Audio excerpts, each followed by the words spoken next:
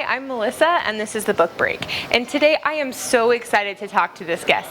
You all may have heard of vwars, maybe Joe Ledger somewhere. That's right, Jonathon Maberry. Let's go talk to him.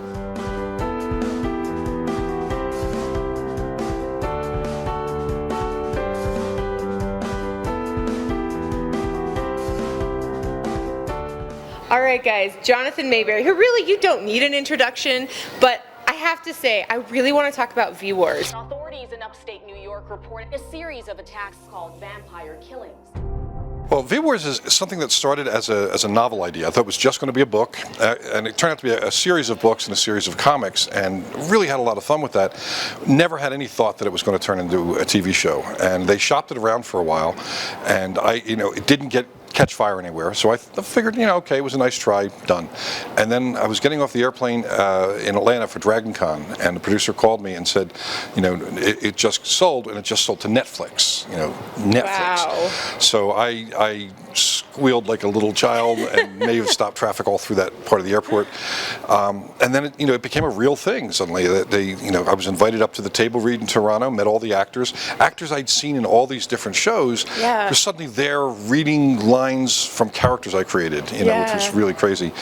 And was on the set for the first week of filming up in Sudbury.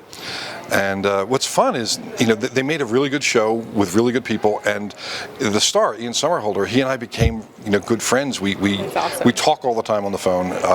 We get along so well, and it's just fun to be working with people who you can respect as well as like their creative talents. Oh yeah, because then you don't have to worry about just getting angry when they're jerks. Yeah, I have some friends who have had shows. I'm not going to name names, but they haven't always been pleased with the casting. Yeah. And I really am.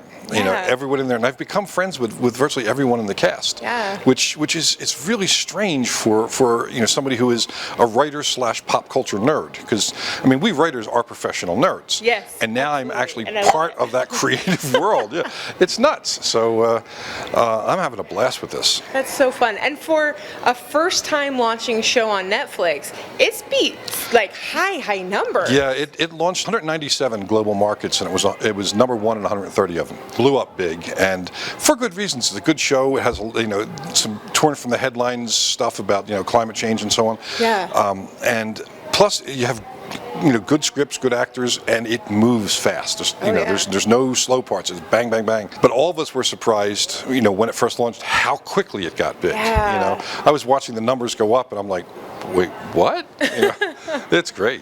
Yeah, that's so fun. Although I do have to say, it's fast, bang, bang, bang, but that's how you write your books, too. Yeah, I don't drive in the slow lane as a writer, because I write the kind of books I read. I read fast-paced thrillers, fast-paced horror, and so on. And when I write comics, I like them to have a lot of movement to it. Substance, yes. Character development, absolutely, and important issues, but do that in the fast lane. Yeah. And that's the vibe of the show, too. So, it's wonderful, and now I'm an executive producer on it too. So, that's so fun. I'll be involved in all future storytelling on the show. That's so great. Now you have some books coming out in 2020.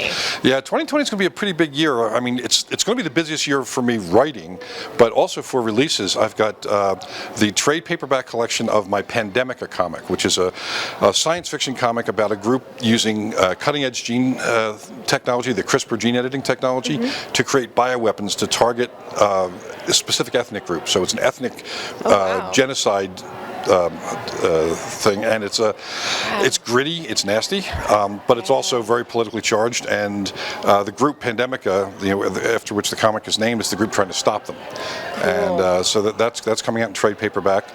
I've got some more vwars material coming out this year, which we haven't announced yet. So they'll be announcing it probably mid-year. I've got.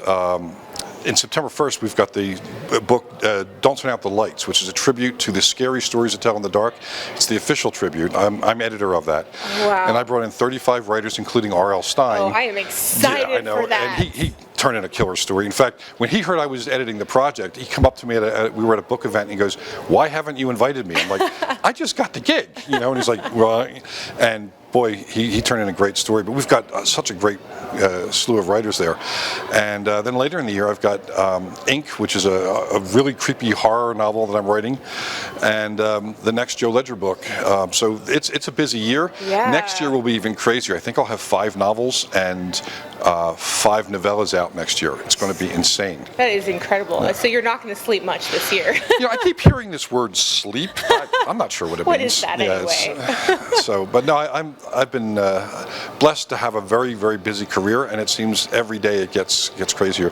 I just signed a deal to write a couple of books in a brand new genre for me, which is epic fantasy. I've never done that before. Wow, that's exciting. And yes, I'll be writing a new epic fantasy series and Audible originals in science fiction and just all sorts of things. It's one of those things where every project is kind of in a different genre. Yeah. There's not a possibility I could get bored. Yeah. So I'm having the time of my life. That's so fun. Okay, so at a conference, I learned something really fun about you that we have to share with our viewers. Okay. You are an 8th degree black belt? Yes, in jiu-jitsu. In jiu-jitsu.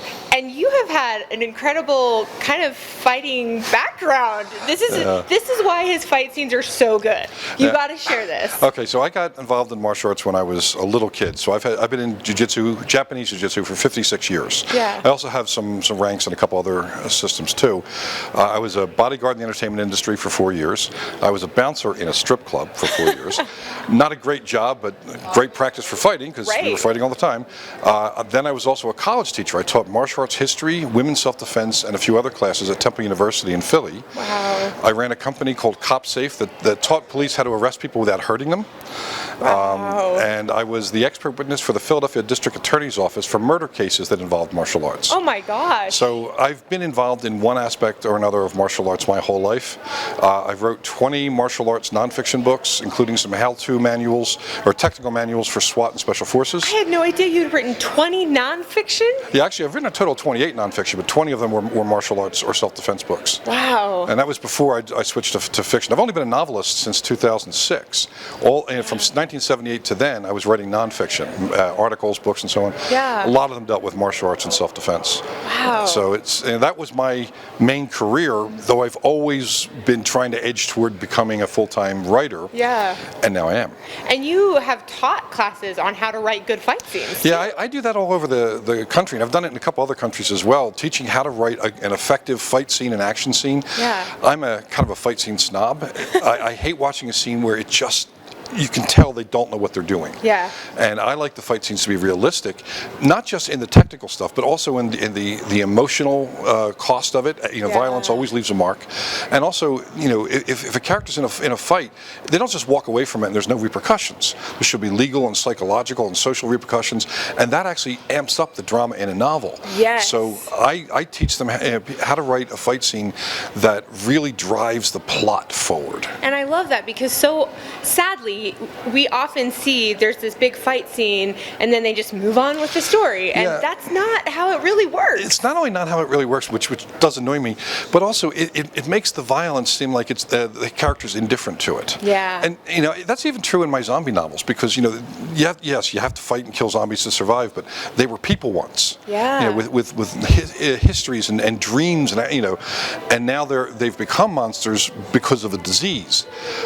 To not respect the person they were is a disservice to all people. Yeah. It takes you away from your own humanity. So when all of my action stuff, and I write a lot of action stuff, never steps away from the humanity or from the emotional or psychological cost of doing what you have to do to survive.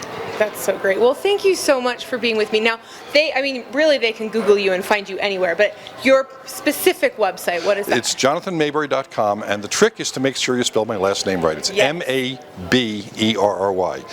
People will want to spell it M-A-Y, and you shouldn't. It's M-A-B, but that's my website. I'm on Instagram, Twitter, LinkedIn, Facebook, Snapchat, everywhere. You have great posts. You guys should totally follow him because you're really entertaining, even online. I am a semi-professional goofball, so that is reflected in my social media posting.